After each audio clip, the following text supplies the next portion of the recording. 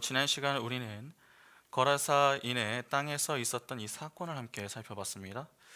예수께서 광풍을 잠잠케 하셨던 모습 그 이후에 귀신 들린 자를 고치시는 그 해당 사건도 그냥 보면은 예수의 신성을 교훈하는 내용처럼 보입니다. 분명 성경은 예수의 신성과 인성에 대해서 교훈을 합니다. 그러나 성경은 예수의 인성과 신성 자체를 교훈하는 것이 아니라 그 인성과 신성을 가지고 계신 예수 그리스도의 십자가 복음을 교훈하기 위하여서 기록이 된 책입니다. 그분은 표적의 삶, 즉 십자가의 삶을 사신 분이십니다. 그러니까 예수의 성육신부터 승천까지 전부 복음만을 교훈하는 것입니다. 그러면 공생의 시절 예수께서 보이신 모든 이적들은 전부 무엇을 교훈하는 내용이 되겠습니까? 이 복음을 교훈하는 그러한 내용이 되는 것입니다. 구원을 받기 전 우리의 자리와 상태가 어떠했는지, 우리가 어떻게 구원을 받았는지, 그렇게 구원을 받아서 우리는 어떠한 상태가 되어 어떠한 인생을 살게 되는지, 그러한 복음의 이야기를 각각 다양한 사건들로 풀어서 보여주시는 것입니다. 그러니까 다양한 기사와 사건들이 등장할 때마다 우리가 주목을 해야 하는 것은 보이는 기사와 사건이 아니라 그 속에 숨겨진 복음을 발견할 수 있어야 하는 것입니다. 오늘 본문은 그 유명한 회당장 야이로의 딸을 살리시는 그러한 사건입니다. 죽은 사람을 살리는 사건입니다. 이 역시 인간의 이성과 상식을 뛰어넘는 그러한 사건 아닙니까? 때문에 해당 사건을 문자적으로 해석을 하고 접근을 하게 되면은 예수의 신성을 강조하는 내용이다, 그렇게 보게 됩니다. 그러나 이 역시 복음을 교훈하는 아주 중요한 사건입니다. 그러면 정말 그러한지 본문 속으로 한번 들어가 보겠습니다. 누가복음 8장 40절부터 56절, 오늘 본문을 다시 한번 보겠습니다. 예수께서 돌아오심에 무리가 환영하니 이는 다 기다렸음이로라. 이에 회당장인 야이로라 하는 사람이 와서 예수의 발 아래에 엎드려 자기 집에 오시기를 간구하니 이는 자기에게 12살 된 외딸이 있어 죽어감이러라. 예수께서 가실 때에 무리가 밀려들더라. 이에 12해를 혈루증으로 앓는 중에 아무개도 고침을 받지 못하던 여자가 예수의 뒤로 와서 그의 옷가에 손을 대니 혈루증이 즉시 그쳤더라. 예수께서 이르시되 내게 손을 댄 자가 누구냐 하시니 다 아니라 할 때에 베드로가 이르되 주여 무리가 밀려들어 미나이다. 예수께서 이르시되 내게 손을 댄 자가 있도다. 이는 내게서 능력이 나간 줄 알미로다 하신대 여자가 스스로 숨기지 못할 줄 알고 떨며 나와 엎드리어 그 손 댄 이유와 곧 나은 것을 모든 사람 앞에서 말하니 예수께서 이르시되 딸아 내 믿음이 너를 구원하였으니 평안히 가라 하시더라. 아직 말씀하실 때에 회당장의 집에서 사람이 와서 말하되 당신의 딸이 죽었나이다. 선생님을 더 괴롭게 하지 마소서 하거늘 예수께서 들으시고 이르시되 두려워하지 말고 믿기만 하라. 그리하면 딸이 구원을 얻으리라 하시고 그 집에 이르러 베드로와 요한과 야고보와 아이의 부모 외에는 함께 들어가기를 허락하지 아니하시니라. 모든 사람이 아이를 위하여 울며 통곡하며 예수께서 이르시되 울지 말라 죽은 것이 아니라 잔다 하시니 그들이 그 죽은 것을 아는 거로 비웃더라. 예수께서 아이의 손을 잡고 불러 이르시되 아이야 일어나라 하시니 그 영이 돌아와 아이가 곧 일어나거늘 예수께서 먹을 것을 주라 명하시니 그 부모가 놀라는지라. 예수께서 경고하사 이 일을 아무에게도 말하지 말라 하시니라. 오늘 본문을 잘 보시면은 여러분 두 가지의 기사가 등장을 합니다. 바로 회당장 야이로의 딸을 살리는 기사하고 이 혈루증 여인을 고치는 그러한 기사입니다. 그런데 좀 배치가 어떻습니까? 회당장 야이로의 이야기 사이에 혈루증 여인의 이야기가 들어가 있습니다. 이에 아마 어떤 분들은 왜 이렇게 기록을 했을까? 그렇게 좀 의아한 마음이 드시는 그런 분들이 좀 계실지 모르겠습니다. 이 부분은 설교를 다 듣고 나시면 충분히 이해가 되실 겁니다. 두 기사가 연관이 있기 때문에 의도적으로 붙여놓은 것인데 일단 회당장 야이로에서부터 좀 출발을 해보겠습니다. 여러분 본문을 보면은 야이로라고 하는 인물이 등장합니다. 그런데 성경은 그에 대해서 어떻게 묘사합니까? 그가 회당장이었다, 그렇게 이야기하죠. 회당의 장입니다. 여기서 우리는 회당의 의미부터 좀 파악을 해야 됩니다. 잘 아시다시피 회당으로 번역이 된 시나고게는 교회를 이야기합니다. 기본적으로 여러분 회당에서 하는 일이 무엇이죠? 회당에서 뭘 합니까? 말씀을 선포하고 가르칩니다. 말씀은 진리 아닙니까? 그러니까 진리가 던져지는 것이죠. 진리 속에는 생명이 있습니다. 오늘날 예배당에 모여 이 교회인 우리가 진리의 말씀인 설교를 듣는 것하고 같은 것입니다. 설교라고 하는 것은 어떻게 해야 이 땅에서 더 잘 먹고 잘 살 수 있는가? 어떻게 예수의 도움을 받아서 내 문제를 좀 해결하며 행복하게 지낼 수 있는가? 그러한 윤리 도덕적인 교훈과 자기 개발에 관한 도전과 위로, 그리고 이 땅의 복들에 관한 소망을 던져주는 것이 아닙니다. 또한 단지 우리가 죄를 짓지 말자, 그러한 차원의 이야기를 전하는 시간도 아니죠.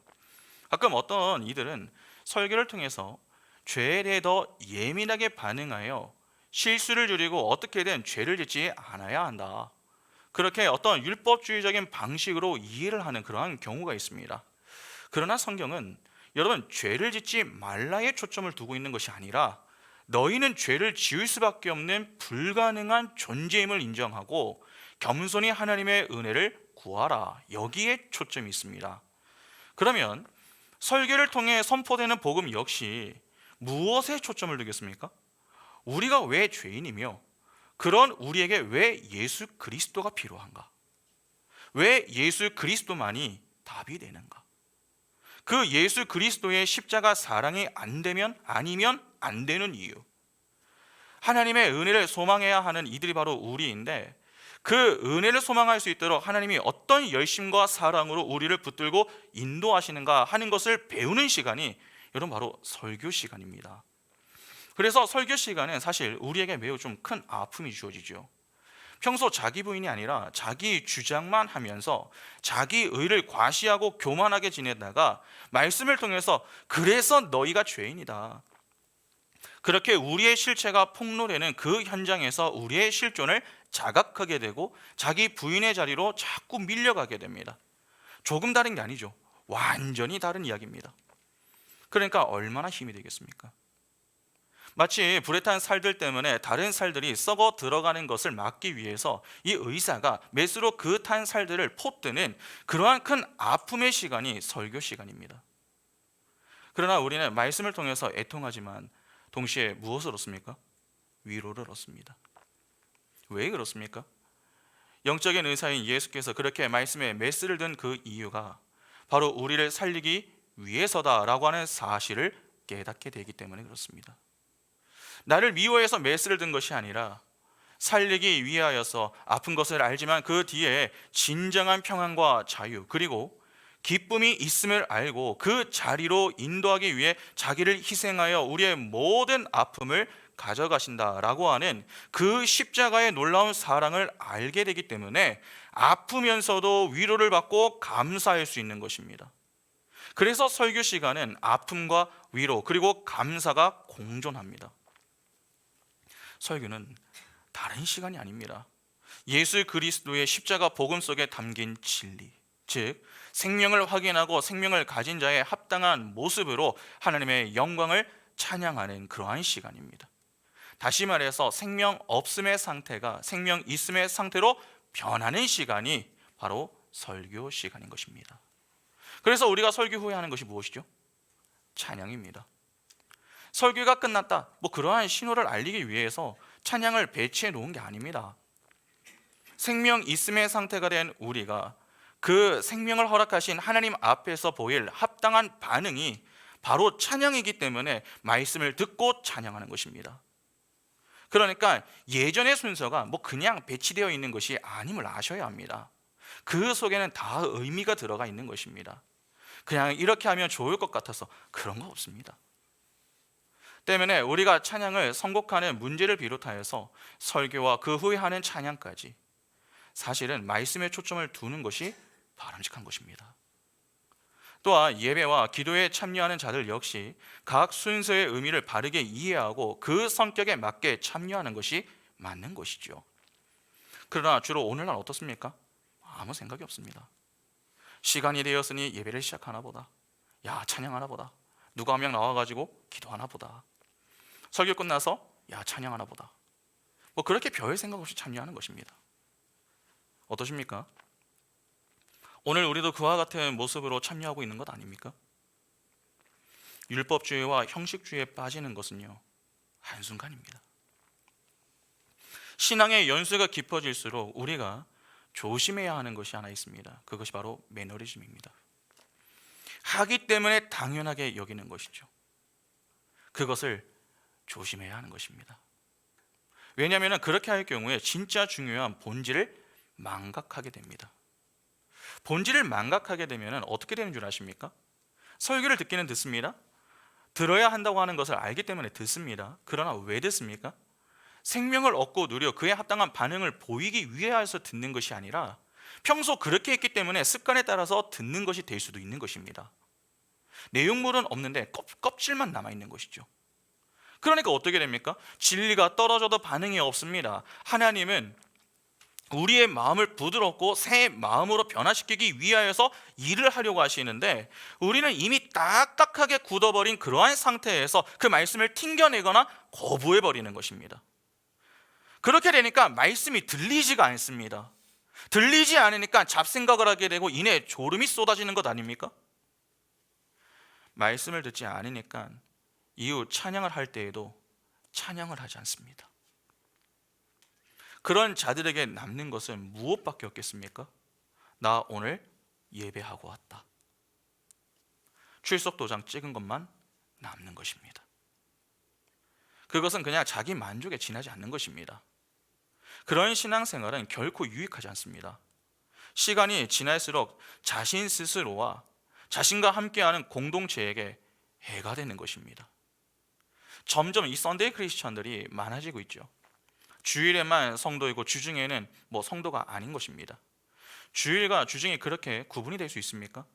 이러한 구분이 만들어낸 것이 바로 성속 이원론 아닙니까? 그런데 문제는 성속 이원론에 속하는 그러한 자들조차 과연 주일에 제대로 된 신앙생활을 하는가 하는 것을 따져봤을 때 그렇지 않다는 사실이 중요합니다. 그럼 무엇이 바랍니다? 주일에만 성도로 지냅니다. 주중에는 성도가 아닙니다. 그냥 유사 그리스도인, 형식적 그리스도인으로 지냅니다. 주일에 잠시 예배하기 위하여서 예배당을 찾기는 하지만 이마저 제대로 하지 않습니다. 지각을 한다든지 와서 말씀을 듣기는 듣는데 졸고 출석 도장만 찍고 돌아가는 것입니다. 그런 자들이 모인 교회는 생명이 있는 것입니까? 생명이 없는 교회입니다. 죄송하지만 그냥 죽은 시체들이 모인 그러한 교회가 되는 것입니다. 그러면 설교를 선포해야 하는 목회자라도 바른 진리를 선포해야 하는 것 아닙니까? 그러나 요즘 계속 이 제기되는 문제가 무엇입니까? 교회는 많은데 제대로 된 목회자를 찾아보기가 어렵다는 것 아닙니까? 최근에 한 목사님 한 분하고 통화를 좀 했습니다. 여러 이야기를 하다가 어느 순간 저에게 이런 말씀을 좀 해주셨습니다. 김 목사님, 목사에게 있어서 사소할 수 있지만 매우 중요한 게 하나 있습니다. 바로 성실함입니다. 그 성실함을 가지고 꾸준하게 해야 합니다. 그렇게 말씀을 주시며 자신이 아는 한 부목사님 중에 한 분이 벌써 성실하지 못한 그 문제 하나 때문에 교회에서 어려움을 당하고 있다 하는 말씀을 좀 전해주셨습니다. 여러분, 부교육자만의 문제는 아니죠. 담임 목사들도 비슷합니다. 누구보다 바쁘게 지내야 할 자들이 담임 목사 아닙니까? 말씀 공부와 연구, 기도 생활, 신방, 그리고 자기 개발과 관리 등 해야 할 일이 너무나도 많습니다. 그렇게 매주 성실하게 꾸준하게 해도 바른 진리를 전할 수 있을까 없을까 하는 것인데 어느 순간 적당하게 하게 되면 어떻게 되겠습니까? 목회자들의 몸은 점점 편해지겠죠. 그러나 그 목회자로 인하여서 다른 양떼는 점점 불편해지는 것입니다. 말씀을 제대로 준비하지 않았기 때문에 배울 내용이 없습니다. 책은 읽었으니 책 이야기도 하고 좋은 이야기는 많습니다. 그러나 그 안에 예수가 없습니다. 복음이 빠진 설교가 되는 것이죠. 여러분, 한국만 그러한 게 아니라 미국도 비슷합니다. 말씀을 듣기는 하는데 이 뭔가 찝찝한 설교, 복음이 빠진 그러한 설교가 선포되는 교회가 매우 많습니다. 아무리 많은 인원이 모여 있어도 생명이 빠진 설교, 진리가 올바로 선포되지 않는 그러한 곳은 어떠한 곳이 되겠습니까? 죽은 교회가 되는 것입니다. 조금 다르게 표현하면 하나님이 기뻐하시는 교회가 아니라 하나님을 대적하는 그러한 교회가 될 수 있다는 것입니다. 그래서 성경을 보면은 회당은 회당인데 어떤 회당이 있습니까? 사탄의 회당이 있습니다. 요한계시록 3장 9절 보시면은 보라 사탄의 회당 곧 자칭 유대인이라 하나 그렇지 아니하고 거짓말하는 자들 중에서 몇을 내게 주어 그들로 와서 내 발 앞에 절하게 하고 내가 너를 사랑하는 줄 알게 하리라. 여기 보면 사탄의 회당이 나옵니다. 그런데 사탄의 회당 곧 자칭 유대인이라 한다 하지 않습니까? 당시 유대인들의 문제점이 무엇이었습니까? 율법주의와 형식주의였습니다. 나는 율법을 잘 지키며 착하게 살고 있어. 그렇게 자신은 율법을 지키기 때문에 마치 신앙이 있다고 여기며 사는 자. 주일에 나는 예배했으니 괜찮다. 그렇게 여기는 그러한 자들이 유대인이었던 것입니다. 율법을 지키기 때문에 그들은 회당에 모입니다. 그런데 방금 읽은 내용을 보면 그들이 내놓는 말이 무엇입니까? 진짜 말이 아닙니다. 가짜 말, 즉 거짓말입니다. 진리의 반대말이 거짓말 아닙니까? 거짓말을 가지고 있는 자들이 모인 교회, 그곳이 바로 사탄의 교회인 것입니다. 하나님을 대적하는 교회, 예수께서 공생의 사역을 하시던 때의 회당은 전부 이러한 사탄의 회당이었습니다. 그래서 지금까지 누가복음을 공부하면서 본 내용들을 보면 어떻죠? 예수께서 들리신 회당마다 항상 문제가 있었던 것 아닙니까? 회당에 귀신 들린 자를 고쳐주시는 그러한 사건이 그 대표적인 예에 해당합니다. 왜곡된 말씀, 즉 거짓말이 가득한 교회, 율법주의의 율법을 가르치는 회당, 그러한 회당이 바로 사탄의 회당입니다. 생명은 하나님께 속한 것입니다. 그러면 사단에게 속한 것은 무엇입니까? 사망이죠. 죄의 삭은 사망입니다. 예수께서 지내시던 때에 회당은 전부 사탄의 회당이라고 했습니다. 다 율법주의의 율법을 가르치고 있었기 때문입니다. 그러면 그 회당에서 낳는 것은 무엇이겠습니까? 죽음, 즉 사망인 것입니다. 그래서 회당장 야이로의 딸이 시체로 등장하게 되는 것입니다. 42절을 보면 회당장 야이로의 딸이 죽어간다 그렇게 이야기합니다. 하나님을 떠난 죄인들의 상태가 어떻습니까? 나무에서 떨어진 나뭇가지의 상태와 정확하게 같지 않습니까? 처음 나뭇가지가 나무에서 떨어지게 되면 그냥 보기에는 살아있는 것처럼 보입니다. 그러나 시간이 지남에 따라 어떻게 됩니까? 점점 말라 비틀어집니다. 그러니까 나무에서 떨어진 나뭇가지는 겉으로만 볼 때에 생명이 있는 것처럼 보일 뿐 사실 생명은 없는 것입니다. 점점 죽음의 자리로 향하는 것이죠. 바로 그러한 상태에 놓인 이들이 하나님을 떠난 죄인들의 상태 아닙니까? 점점 죽음, 즉 사망을 향하여 달려가는 것입니다. 그런데 야이로의 딸에 관한 묘사를 조금 유의해서 보시기 바랍니다. 누가는 지금 야이로의 딸을 두고서 뭐라고 표현합니까? 외딸이라고 표현합니다. 하나밖에 없는 딸입니다. 그러면 회당장 야이로의 편에서도 이 외딸은 그 자신에게 무엇이 되는 것입니까? 마지막 희망이 되는 것이죠. 그런데 그 외딸이 죽어가고 있습니다. 이 얼마나 부모 입장에서 마음이 무너지고 비참하겠습니까? 성경이 지금 이 그림을 보여주고 있는 것은 단지 한 아이가 죽을 병에 걸렸다, 그걸 보여주는 게 아닙니다. 죄의 비참과 결과를 교훈하는 것입니다. 죄의 삭은 사망이다 라고 하는 사실을 외딸이 죽어가고 있는 그런 모습으로 보여주는 것이죠. 그러니까 죄의 무서움과 무거움을 표현해 놓은 것입니다. 그런데 여기서 좀 중요한 게 있습니다. 여러분, 야이로의 딸은 외딸인데 그녀의 나이가 몇 살입니까? 12살입니다. 12살이면서 외딸입니다. 여러분, 숫자 12는 아들의 숫자 아닙니까? 여러분, 숫자 12를 어떻게 만들 수 있죠? 여러 가지 방법으로 만들 수 있겠지만 그 중에 하나가 숫자 3하고 숫자 4를 곱하는 겁니다. 혹시 숫자 3하고 4가 담고 있는 그 의미를 좀 기억하십니까? 숫자 3은 하늘이고 숫자 4는 사방이 땅을 의미합니다. 하늘, 즉 삼위 하나님과 땅이 합쳐지는 것이 완성 아닙니까? 두 숫자를 더하면 숫자 7이 되고 두 숫자를 곱하면 숫자 12가 됩니다. 그래서 숫자 12를 아들이라고 하는 상징을 나타내면서도 동시에 완성의 때를 가리키기도 합니다. 숫자 12가. 그러면 숫자로 본다면 야이로의 딸의 속에는 무엇을 보여주는 내용이 되겠습니까? 그녀는 지금 12년 동안 크로노스의 시간을 지내고 있습니다. 그 시간을 지내면서 사망을 향하여 달려가고 있는 것이죠. 이것이 모든 죄인이 걷게 되는 시간과 과정 아닙니까?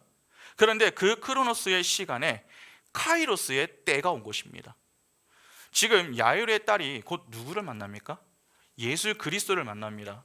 예수 그리스도를 만나 구원을 받은 자가 무엇이 됩니까?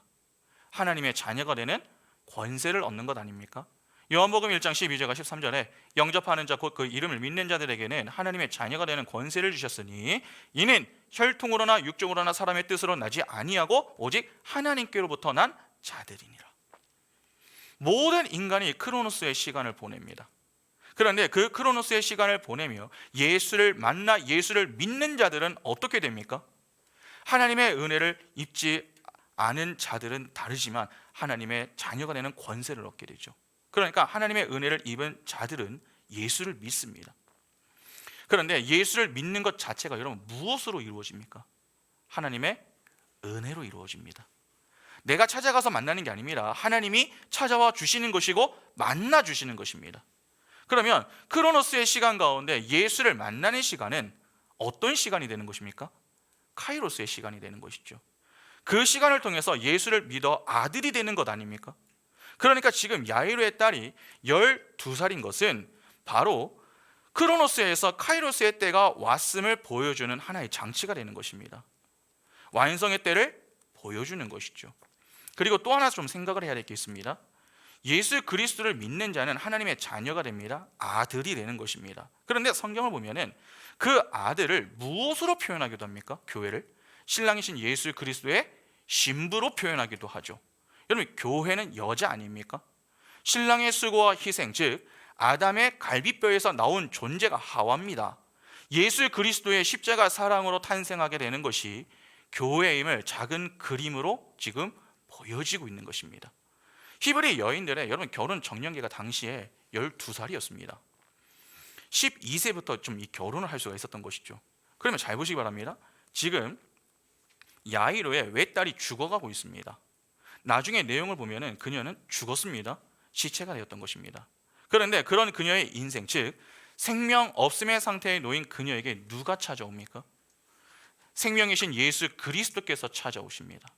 그 예수의 은혜와 사랑으로 인해서 야이로의 딸이 이후에 살아나게 되죠.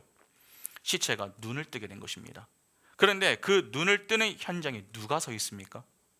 신랑이신 예수가 서 계시는 것입니다.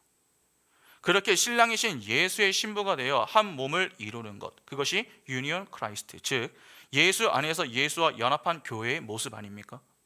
예수와 연합한 자가 작은 예수입니다. 예수가 되는 것입니다. 둘이 아니라 하나입니다.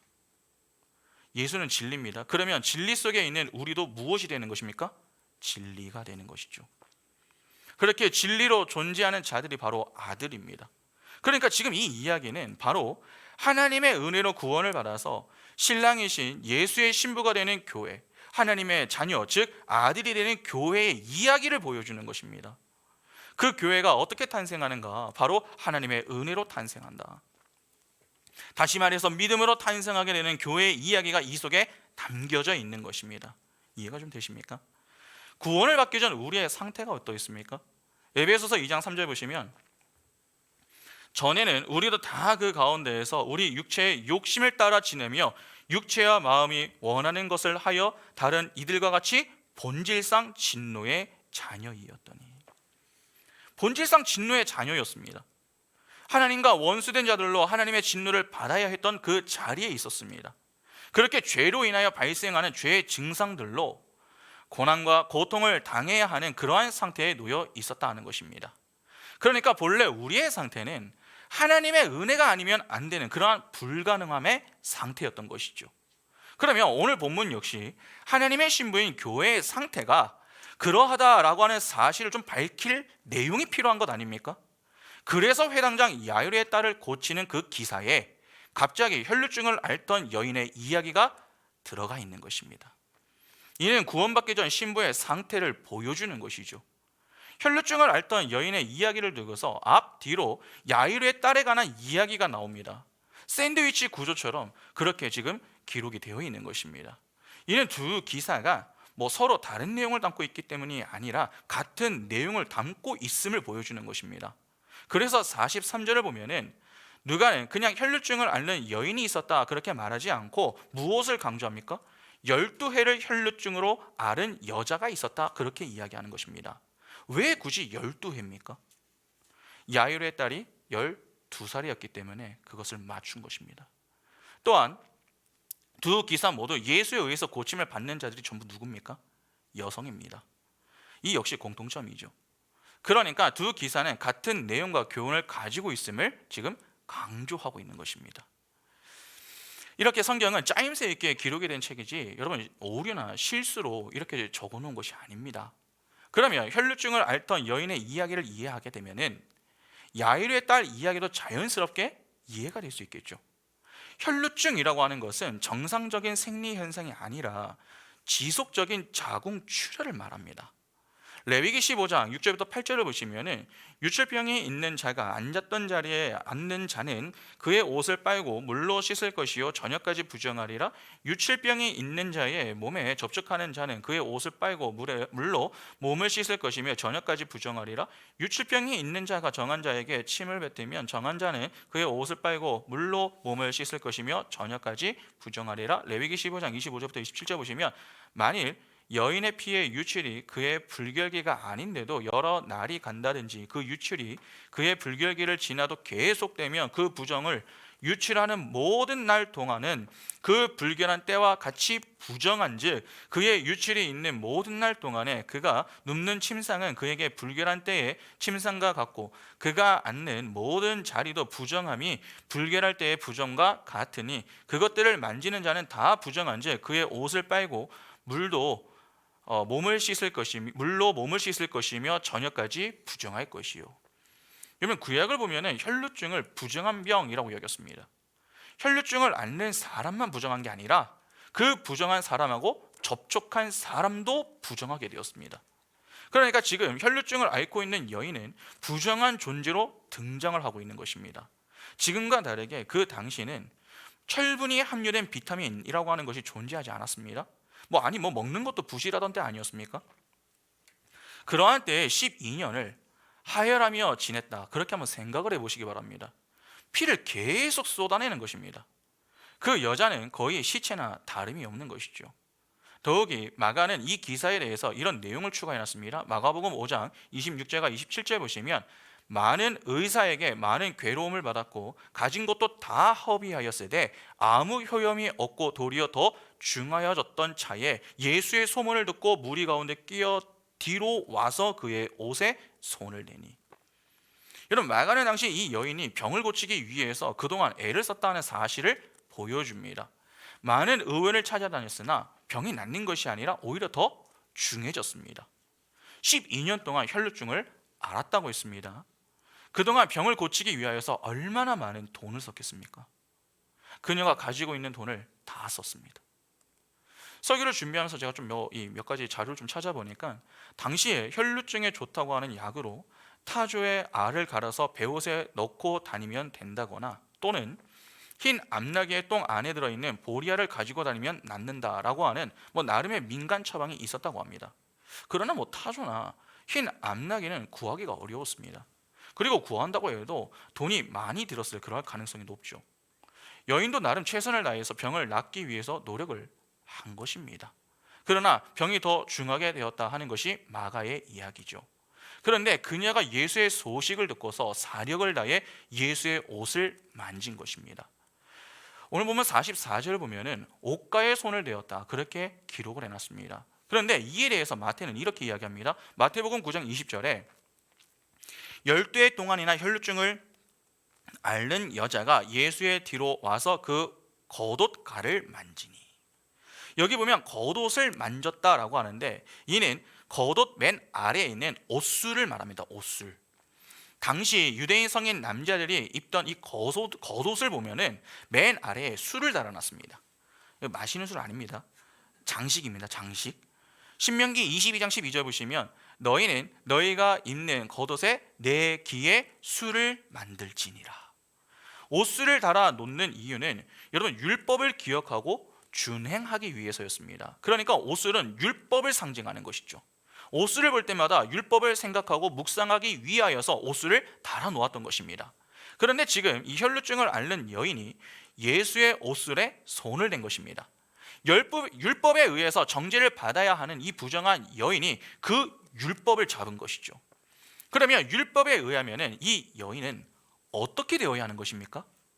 정죄를 받아 죽어야 합니다. 그런데 그녀가 지금 누구의 오술에 손을 댄 것입니까? 예수의 오술에 손을 댄 것입니다.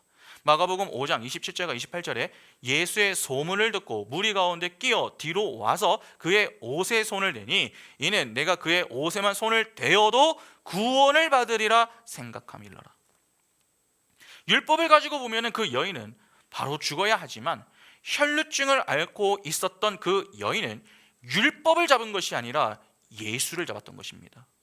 다시 말해서 믿음을 가지고 예수를 붙들었던 것입니다. 자신은 부정하여 죽을 수밖에 없지만 예수의 거룩을 의지하여 살 수 있으리라 라고 하는 그 믿음을 가지고 예수의 옷에 손을 대었던 것입니다. 그러니까 율법의 행위가 아닌 하나님의 은혜를 기대했던 것이죠. 그래서 예수께서도 이후에 뭐라고 말씀하십니까? 오늘 보면 48절 보면 따라 내 믿음이 너를 구원하였다 그렇게 말씀하십니다. 그러니까 이 여인은 예수를 믿는 믿음을 가지고 손을 댄 것이 분명합니다. 그런데 성경을 보니까 예수의 옷에 손을 대자 능력이 빠져나갔다라고 합니다. 능력이 빠져나갔다. 여러분 이 말은 또 무슨 의미입니까? 100%의 능력을 충전해 놓고서 무언가를 할 때마다 조금씩 빠져나간다 하는 말입니까? 그런 말 아닙니다. 여기서 말하는 능력은 예수 그리스도의 권세, 메시아로서의 권세를 이야기하는 것입니다. 죽어야 할 부정한 자가 죽고 예수 그리스도의 권세로 새 사람으로 살아나는 부활을 설명하는 것입니다. 본문을 잘 보시기 바랍니다. 여인이 손을 대었습니다. 그러자 혈루증이 어떻게 되었다고 합니까? 44절을 보면 즉시 그쳤다고 합니다. 그 이후 예수께서 누가 내게 손을 대었느냐라고 말씀하셨고 능력이 나갔다고 이야기를 하십니다. 그러면 예수의 말씀이 주어졌을 때 이미 그녀는 무엇을 경험한 것입니까? 여러분 어떤 능력을 경험했죠? 예수 그리스도의 권세로 인한 부활을 경험한 상태에서 지금 이 이야기들을 듣고 있는 것 아닙니까? 12년 동안 피를 쏟아냈습니다. 시체와 다르지 않습니다. 여러분 생명이 없습니다. 그런데 예수를 믿는 믿음으로 예수의 옷에 손을 대었더니 생명이 생겨났습니다. 죽음의 자리에서 건짐을 받은 것입니다. 구원을 받은 자는 거듭난 자 아닙니까? 그러니까 부활을 경험한 것입니다. 그 부활의 현장에 서 있는 자가 바로 혈루증을 앓았던 여인입니다. 여러분 다른 사람은 모릅니다. 그러나 한 사람, 그녀는 압니다. 왜냐하면 계속 자신은 피를 흘리고 있었기 때문에 그렇습니다. 그 여인은 그 영광의 주님의 권세를 그 자리에서 보고 경험을 한 것입니다. 그렇게 그녀가 예수 그리스도의 권세를 경험하자 어떤 모습을 보입니까? 그동안 그렇게 자신을 힘들게 하였던 그 혈루증이 나았음에도 불구하고 그 예수 그리스도의 권세 앞에서 벌벌 떠는 모습을 보입니다. 47절에 그 내용이 나오죠. 예수 그리스도의 권세를 경험하게 되면 여러분 사람은요 그 권세 앞에 떨게 됩니다. 죄인들이 하나님의 영광을 경험하면 그 앞에 경외감을 갖는 것입니다. 오늘 본문에 이 혈루증 병을 고침받은 여인만 이러한 모습을 보였던 것이 아닙니다. 베드로가 예수를 만났을 때에 한 마리의 물고기도 잡지 못했던 때에 배에 고기가 차고 넘치게 되자 그 모습을 보고서 베드로가 예수 앞에서 어떤 모습을 보였습니까? 누가복음 5장 8절 보시면 시몬 베드로가 이를 보고 예수의 무릎 아래에 엎드려 이르되 주여 나를 떠나소서 나는 죄인으로서이다 하나. 베드로가 예수께 주여 나를 떠나소서 나는 죄인입니다 그렇게 고백합니다. 또한 예수께 칭찬을 받았었던 백부장도 비슷합니다. 누가복음 7장 6절과 7절에 보시면은 예수께서 함께 가실새 이에 그 집이 멀지 아니하여 백부장의 벗들을 보내어 이르되 주여 수고하시지 마옵소서 내 집에 들어오심을 나는 감당하지 못하겠나이다. 그러므로 내가 주께 나아가기도 감당하지 못할 줄을 알았나이다. 말씀만 하사 내 하인을 낫게 하소서. 백부장도 주여 내가 감당하지 못하겠습니다 그렇게 고백을 했습니다. 그러니까 죄인이 하나님의 영광을 경험하게 되면은 모두 똑같이 하나님을 경외하는 그런 모습을 보이는 것입니다. 그러면 결국 이 혈루증을 앓던 여인이 고침을 받은 사건은 무엇을 보여주는 것입니까? 하나님이신 예수 그리스도로 말미암아 죄인들에게 주어질 새 생명, 바로 구원의 이야기를 교훈하는 것입니다. 예수 그리스도께서는 생명을 주시는 분이십니다. 때문에 성경은 예수를 믿어 영생을 얻는다 그렇게 이야기하지 않습니까? 혈루증을 앓는 여인이 고침을 받은 것은 믿음 때문이었습니다. 그러면 그녀는 어떻게 이 믿음을 가질 수 있었던 것입니까? 아까 병행 본문이었던 마가복음 5장 27절을 잘 보시면은 그 여인이 어떻게 예수께 나오게 되었는가를 정확하게 기술하고 있죠. 다시 한번 볼까요? 마가복음 5장 27절 보시면 예수의 무엇을 듣습니까? 소문을 듣고 무리 가운데 끼어 뒤로 와서 그의 옷에 손을 대니. 그녀가 어떻게 예수께 나와 예수의 옷에 손을 대었다고 합니까? 소문을 듣고 왔다라고 합니다. 그동안 예수의 소문을 듣고서 예수께 찾아왔었던 무리는 결코 적지가 않습니다. 그런데 그렇게 예수의 소문을 듣고 왔던 이들의 상태는 어떠했습니까? 그들의 관심은 무엇이었습니까? 예수가 아니라 예수가 주실 어떤 것에 있었습니다. 그러니까 하나님의 영광보다는 내 영광, 내 만족, 내 행복을 위하여서 예수를 찾아왔던 것입니다. 분명 그들도 믿음을 가지고 나온 것은 맞습니다. 그러나 그 믿음은 어떤 믿음입니까? 보면 믿겠다 하는 엉뚱한 믿음입니다. 그러나 같은 소문을 듣고 예수의 옷에 손을 댄 이 혈루증을 앓던 여인의 믿음은 어떻습니까? 보면 믿겠다는 믿음이 아니라 믿으면 보인다의 믿음입니다. 백부장의 믿음을 칭찬하셨던 그 믿음과 같은 결인 것입니다. 그러니까 같은 소문을 들어도 누군가는 보면 믿겠다는 믿음을 갖는 반면에 누군가는 믿으면 보인다는 그러한 믿음을 갖게 되는 것입니다. 같은 말씀을 들어도 다르게 반응하게 되는 이유와 크게 다르지 않은 것입니다. 그러면 그 혈루증을 앓은 여인이 소문을 듣고도 그렇게 믿으면 보인다는 믿음을 가질 수 있었던 것은 무엇 때문입니까? 하나님의 은혜 외에 설명할 방법이 없습니다. 하나님의 은혜가 그녀에게 부어짐으로 그녀가 소문을 듣고 믿으면 보인다는 믿음을 가졌습니다. 그렇게 예수의 옷에 손을 댐으로 고침, 즉 구원을 받은 것 아닙니까? 예수는 그녀를 향해 내 믿음이 너를 구원하였다 그렇게 말씀하셨습니다. 하나님이 다 하셨는데 마치 누가 하신 것처럼 말씀하십니까? 그녀가 한 것처럼 말씀하십니다. 이것이 바로 하나님의 은혜 아닙니까? 이것을 그대로 가지고 있는 내용이 야이로의 딸이 죽었다가 살아나는 이야기로 다시 나오는 겁니다. 혈루증을 앓는 여인의 이야기가 48절에서 딱 끝이 나고 49절부터 다시 회당장 야이로의 딸 이야기가 나옵니다. 예수는 야이로와 함께 죽어가는 딸을 향하여 가시던 길에 혈루증을 앓는 여인을 만났습니다. 야이로의 딸이 죽어가고 있다고 하는 말을 듣고 움직이는 것입니다. 그러면 급하게 가던 중이라고 하는 사실을 알 수 있죠. 결코 여유를 부리면서 갈 수 있는 그러한 상황이 아니었습니다. 그런데 49절을 보면은 그 딸을 만나기 전에 무슨 소식을 접하게 됩니까? 야이로의 딸이 죽었다라고 하는 소식을 접하게 됩니다. 이에 예수는 50절에서 이렇게 말씀하시죠. 이르시되 두려워하지 말고 믿기만 하라. 그리하면 딸이 구원을 얻으리라 하시고. 좀 이상하지 않으십니까? 야이로의 딸이 죽었습니다. 이미 죽은 상태입니다. 그러면 예수께서는 뭐라고 하셔야 합니까? 야, 우리가 좀 더 빨리 움직여야 했었는데 지체가 되었구나. 또는 야, 너무 안타깝다. 그러한 이야기를 하는 것이 상식적인 그런 반응 아닙니까? 아니면은 야, 괜찮다. 내가 다시 살릴 것이니까 두려워하지 말아라. 그렇게 말씀하시는 것이 더 정확한 표현 아닙니까? 그런데 예수는 믿기만 하라. 그러면 딸이 구원을 얻을 것이다. 그렇게 말씀하십니다.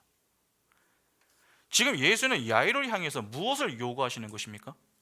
믿음을 요구하시는 겁니다. 그냥 보면 조금 엉뚱하게 보이지만 상황을 조금 유의해서 볼 필요가 있습니다. 지금 예수께서 이 말씀을 야이로에게 언제 하셨습니까? 혈루증 앓는 여인을 고쳐주신 그 이후에 하셨습니다. 야이로의 딸이 죽었다는 소식을 듣기 전 예수께서 하셨던 말씀이 무엇이었습니까? 48절 다시 한번 보시기 바랍니다. 누가복음 8장 48절에 예수께서 이르시되 따라 내 믿음이 너를 구원하였으니 평안히 가라 하시더라. 따라 내 믿음이 너를 구원하였으니 평안히 가라 하시더라. 1차적으로 이 말씀은 혈루증 병을 고침받은 여인을 향하여서 하신 말씀입니다. 그러나 동시에 지금 죽어가고 있는 딸로 인하여서 조급해하는 야이로를 향하여 하신 말씀이기도 합니다. 혈루증을 앓는 여인이 고침을 받았던 이유가 무엇 때문이었습니까? 믿음 때문이었습니다.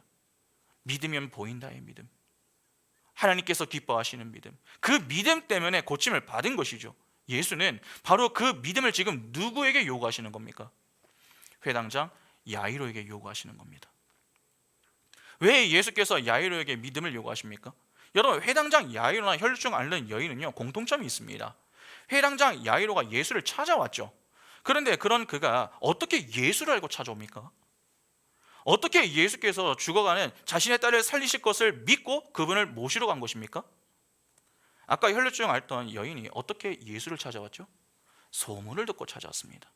그러면 야이로도 어떻게 찾아왔겠습니까? 소문을 듣고 찾아왔죠. 야이로도 여러분 소문을 들었습니다.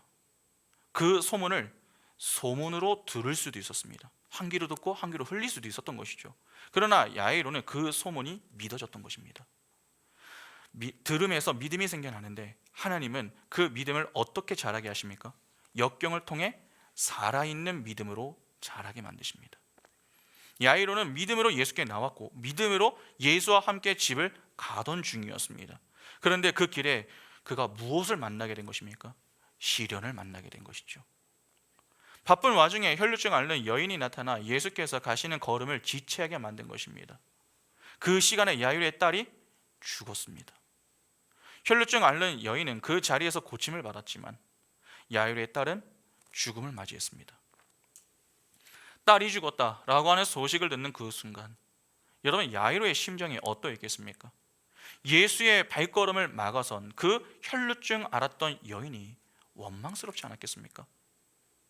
죽이고 싶은 분노와 살인 충동이 그 속에서 일어나지 않았겠습니까? 또한 얼마나 허탈했겠습니까? 야, 다 끝났구나. 그렇게 절망감에 슬픔에 눈물을 흘릴 수 있는 그러한 상황이었습니다. 그런데 그때 예수께서 말씀하시는 것이죠. 두려워 말고 믿기만 하라. 일반 사람들이 그 자리에서 그 말을 들었다면 여러분 어떤 반응을 보였겠습니까? 콧방귀를 뀌지 않았겠습니까? 아니, 믿는 것도 숨이 붙어 있어야 믿는 것이지 이미 딸이 죽었는데 뭘 믿으라고 하는 것인가? 그런 생각이 충분히 들 수 있는 것입니다. 여러분 잘 생각해 보시기 바랍니다. 12살 정도 된 이 딸은 시집을 보낼 수 있는 나이입니다. 자신은 회당의 장이지만 중울병에 걸린 자기 딸을 고쳐달라고 예수를 믿음으로 찾아온 것이었습니다. 그런데 예수께서 지체하는 바람에 자기 딸이 죽었습니다. 그 소식을 듣는 순간 야이로의 모든 희망은 다 사라진 것이죠. 뭐 아들이나 다른 딸이 있는 게 아니지 않습니까? 죽음을 극복할 수 있는 것은 아무것도 없습니다. 그러니까 믿으려고 해도 믿을 수 없는 상태, 즉 완전한 절망 속으로 빠져 들어가게 되는 것입니다. 그런데 완전히 불가능한 상태에 놓인 그 야이로를 향하여 예수께서는 믿음을 요구하시는 것입니다. 사실 이와 매우 흡사한 사건이 복음서에 하나 더 있죠. 바로 나사로의 이야기입니다. 요한복음 11장 1절부터 보시면은 어떤 병자가 있으니 이는 마리아와 그 자매 마르다의 마을 베다니에 사는 나사로라. 이 마리아는 향유를 주께 붓고 머리털로 주의 발을 닦던 자요 병든 나사로는 그의 오라버니더라. 이에 그 누이들이 예수께 사람을 보내어 이르되 주여 보시옵소서 사랑하시는 자가 병들었나이다 하니 소식을 들은 겁니다. 예수께서 들으시고 이르시되 이 병은 죽을 병이 아니라 하나님의 영광을 위함이요 하나님의 아들이 이로 말미암아 영광을 받게 하려 함이라 하시더라. 예수께서 본래 마르다와 그 동생과 나사로를 사랑하시더니 나사로가 병들었다 함을 들으시고 그 계시던 곳에 이틀을 더 유하시고, 곧바로 가는 게 아닙니다. 그 후에 제자들에게 이르시되 유대로 다시 가자 하시니 제자들이 말하되 라비여 방금도 유대인들이 돌로 치려 하였는데 또 그리로 가시려 하나이까? 예수께서 대답하시되 낮이 12시간이 아니냐, 사람이 낮에 다니면 이 세상의 빛을 봄으로 실족하지 아니하고 밤에 다니면 빛이 그 사람 안에 없는 거로 실족하느니라. 이 말씀을 하신 후에 또 이르시되 우리 친구 나사로가 잠들었도다. 오늘도 죽지 않고 잠들었다라고 했는데 여기도 잠들었다고 이야기하죠. 그러나 내가 깨우러 가노라. 제자들이 이르되 주여 잠들었으면 낫겠나이다 하더라. 예수는 그의 죽음을 가리켜 말씀하신 것이나 그들은 잠들어 쉬는 것을 가리켜 말씀하심인 줄 생각하는지라. 이에 예수께서 밝히 이르시되 나사로가 죽었느니라. 여기도 보면 오늘 본문의 흐름과 매우 비슷합니다. 마리아와 마르다가 예수께 사람을 보내어서 소식을 전했습니다. 나사로가 병이 들었습니다. 그런데 그 말을 듣고서 예수께서 뭐라고 말씀하십니까? 이 병은 죽을 병이 아니라 하나님의 영광을 위함이요 하나님의 아들이 이로 말미암아 영광을 받게 하려 함이라. 그렇게 말씀하시면서 빨리 가시는 것이 아니라 이틀을 더 유하시고 가셨습니다. 그 사이에 나사로가 죽은 것이죠. 만일 여러분 예수께서 소식을 듣자마자 가셨다면 나사로는 죽지 않은 상태에서 예수를 만나 고침을 받을 수도 있었습니다. 조금만 서두르시면 되는데 왜 지체를 하셔서 나사로를 죽게 만드십니까? 이는 예수께서 마리아와 마르다를 깊은 절망 속으로 몰아넣으시는 모습 아닙니까? 왜 그렇게 깊은 절망의 자리, 그렇게 몰아넣으시고 그 속에서 믿음을 요구하시는 것입니까? 바로 마리아, 마르다, 교회인 우리의 믿음이 자라야 하기 때문에 그렇습니다. 우리의 믿음은 자라고 자라서 죽음을 이기는 믿음으로 자라야 합니다. 그래서 예수께서 극한 절망의 상태까지 몰고 가셔서 그 자리에서 믿음을 요구하시는 겁니다. 예수는 여러분 어떤 분이십니까? 사망을 이기신 분이십니다. 바로 그 사망을 이기는 믿음을 우리가 우리의 안에 실력으로 가질 수 있도록 우리를 가르치시는 것입니다. 여러분 죽음 즉 사망을 이기는 믿음은요 좋은 조건과 환경 속에서 자라는 게 아닙니다. 역경을 통해 자라는 것입니다. 역경은 우리에게 절망감을 안겨줍니다. 때문에 사실 절망 속에 놓인 우리는 제대로 된 믿음을 발휘하기가 매우 어렵습니다. 그러나 그 상황 가운데 하나님이 개입을 하십니다. 그래서 되는 것입니다. 하나님이 개입하셔서 우리를 붙드시기 때문에 우리의 믿음은 점점 그 은혜와 열심 때문에 자라게 되는 것이죠. 깊은 절망에 놓이게 되면 여러분 사람은 깨닫게 됩니다. 세상은 모두 우리를 버려도 하나님은 나를 버리지 않으시는구나. 그러한 믿음을 갖게 될 때에 역경 속에서 성장을 하게 되는 것입니다. 지금 주일에 우리가 아브라함을 공부하고 있지만 지금까지 공부한 내용을 보면 믿음의 조상 아브라함의 모습이 좀 어떻습니까? 너무나도 실망스러운 모습들로 가득하죠. 그렇게 하나님이 약속을 주시고 또 그와 언약을 세워도 여전히 옛사람과 옛습성에 따라 가지고 실수하고 넘어짐을 반복하는 그 아브라함의 모습을 볼 때마다 야 어떻게 저 사람이 믿음의 조상이 되었을까? 그런 생각이 절로 드는 것은 어쩔 수가 없습니다. 아무리 봐도 답답합니다. 그런데 하나님은 그런 아브라함을 끝까지 기다리십니다.